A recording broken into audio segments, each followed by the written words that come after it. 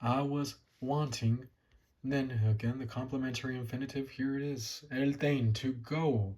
The aorist tense, aorist active infinitive. I was wanting to go, the infinitive of purpose. To go, and then here we have this adverb, proteron, which means earlier, previously. We're going to translate it first. First before going to Macedonia. Furthermore, with this confidence, I was wanting to go first, pros plus the accusative of humas, the accusative of su, face to face with y'all, to y'all. I was wanting to go first to you. And then hina here, hina is the hina of result. Oh, no, not the result. It is the purpose here. In order that, and then here we have the aorist active subjunctive of scheite, of equa.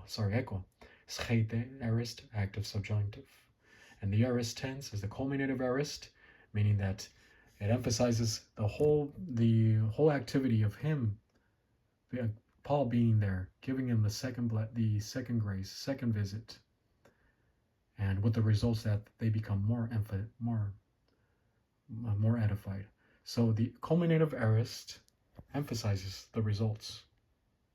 Yes, it collects it into one ball of wax, one totality, but emphasizes the results. The result is that these Corinthians benefited from a second visit, and they benefited from Paul's teaching. So in order that y'all may have, and then here we have the numeral deuteran, second. This is the adjective of charin, a second grace. What does this mean, a second grace? It means the second visit.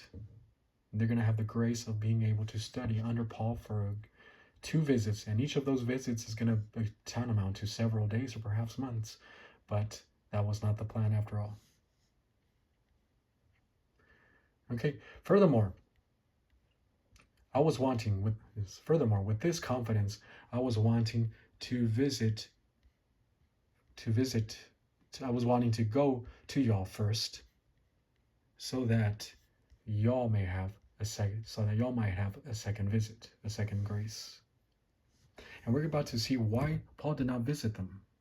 After 1 Corinthians, the letter of 1 Corinthians, these Corinthians began to react. And one thing that you cannot do when you're teaching the Word of God is you cannot teach people who are reversionists. You cannot teach those who are reacting. So you have to give them a time to cool down, to learn a little bit of doctrine. Use 1 John 1:9 so that they can recover a little bit. And then you can go and teach them. This is the same concept as do not throw your pearls to the swine. And now, which is a reference to don't throw the gospel to those unbelievers who do not want to hear the gospel. This is the same application as this. Do not throw doctrinal information to those who are reversionists. Yes, we saw up here that there were many who were advancing, but a lot of them, a good portion of the Corinthians, they were not advancing. They were still reversionists, and they were worse than before. They were reacting towards Paul. And you cannot teach him. You cannot teach a believer when he's in reversionism.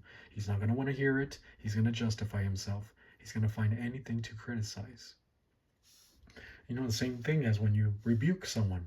You're a manager, you rebuke your underling, you tell him something, or you rebuke someone on the phone, say, and then you just wait about 5-10 minutes, and then the person who was rebuked calls back, and you're like, okay, sometimes it's better not to even answer, because you know that the person is seething with anger and irrationality. So sometimes it's not even better to answer. Just do not answer. Wait for him to cool down a little bit, think things through, and then you guys can have a civil conversation. Because if you do answer, he's going to be like, you know what? And there we go. You're not going to arrive at anything. Okay, verse 16 now. I wanted to visit you on my way to Macedonia and come back to you from Macedonia, and then to have you send me on my way to Judea. So this was his plan. Let's go over this really quickly. Okay.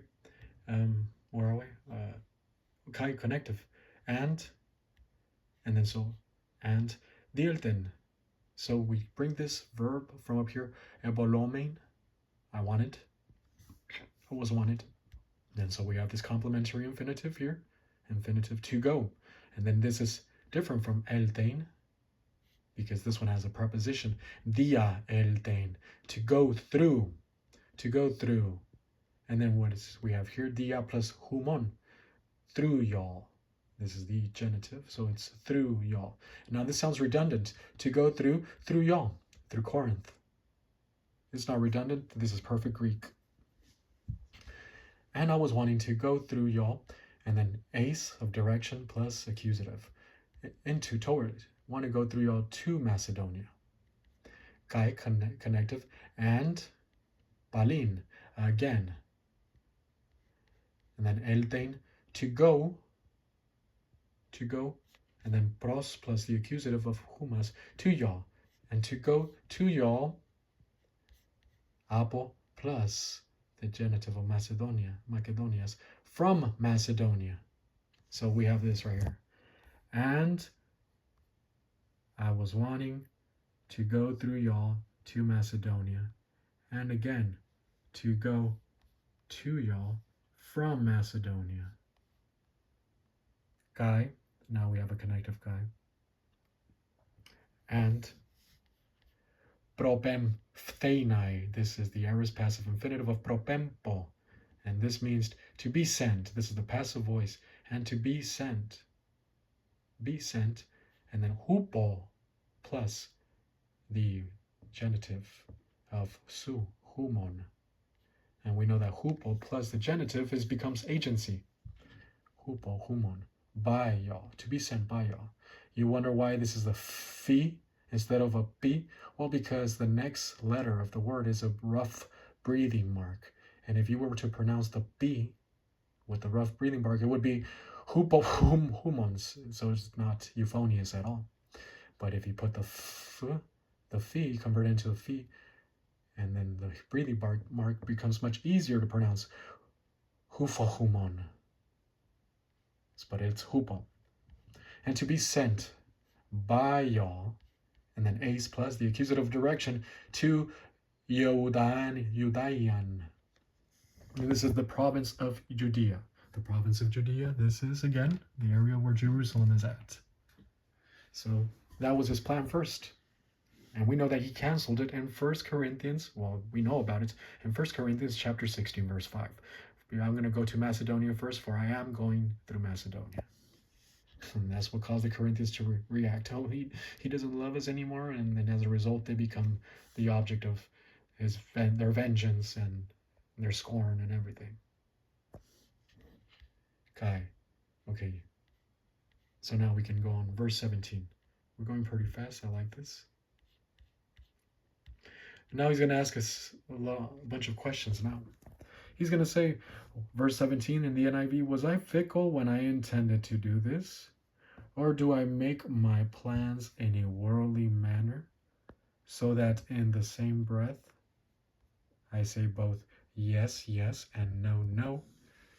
Part of the criticism of the Corinthians was that he was vacillating, that he was fickle. Those that say yes, yes, no, no. When you're planning with your friends a party and they're telling you, are you going to come with us? We're going to do this and we're going to do that. And you're right there with a smile already. Yes, yes, we're going to do it. But inside of your head, you already know that you're not going to go. That's a yes, yes, no, no type of person. Was I fickle when I intended to do this? So verse 17. Therefore, inferential conjunction, therefore. And now we have the present active indicative of bulo, the same word that we saw here. Where was it? Where is it? Bulomai here, ebulomein. So now we have the present active indicative. Planning, we're going to translate it here, planning. Therefore, planning this, then we have tuto here, which is the accusative singular neuter of hutos. Hutos in the masculine means this one, this man. And we have tautei, which means this woman, hautei.